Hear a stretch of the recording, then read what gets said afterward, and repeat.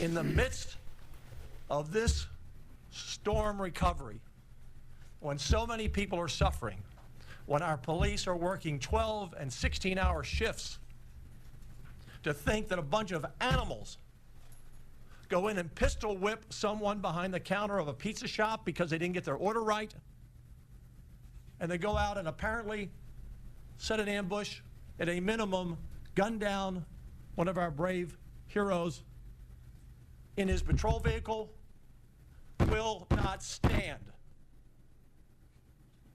Will not. And the criminals in this city, in this county, and they are there, better be on notice. The police will hunt you down. Lieutenant Governor Dan Patrick reacting with absolute fury over this week's murder of Deputy Fernando Esqueda, allegedly by 44-year-old Ronald Palmer Jr., who was arrested hours later after SWAT officers surrounded the house where he was hiding. It is a terrible reminder of just how violent our community remains. Panel Patrick's reaction also offers insight into the motivation behind his legislation to make gun crimes in Texas punishable by a 10-year mandatory prison sentence, a proposed statute which died in the House last session.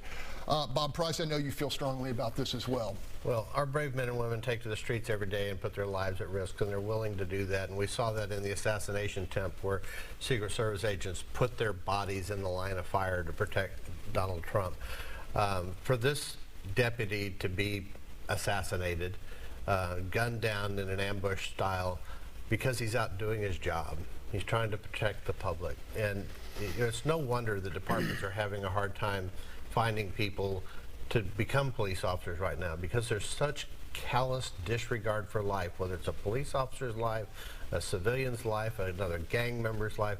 There's just no regard for life in this country right now, and it's a sad development that's happened over the last 10 to 12 years. Chris, you've spoken powerfully, poignantly, and have suffered tremendous personal loss from gun violence. I mean, this incident, another loss. Yeah, and you know, so we're gonna increase the punishment for gun violence while we refuse to do anything about guns. And it's inconsistent to me that we're going to just increase the punishments, but let's refuse consistently to do anything about guns. And we've got to address the core problem, and that's the guns. And I'm all in favor of let's go ahead and do something about the gun, increase the punishment. That's fine, but let's address the core problem. Let's do something about guns. I'm going to guess Holly's going to say let's enforce the gun laws that we have. I was just going to say let's look at the number of felons in possession of a weapon who are released on a PR bond in this county. There are hundreds and hundreds of them, including individuals who were caught with a machine gun, who were released on a PR bond and are free in this community. The other side of that story is, you know, these repeat violent offenders who are frequently released on bond, minimal to no bonds. We've got to reform those laws first. I'm hearing you, Chris. We got, what, 600 million guns in this country? Anyway.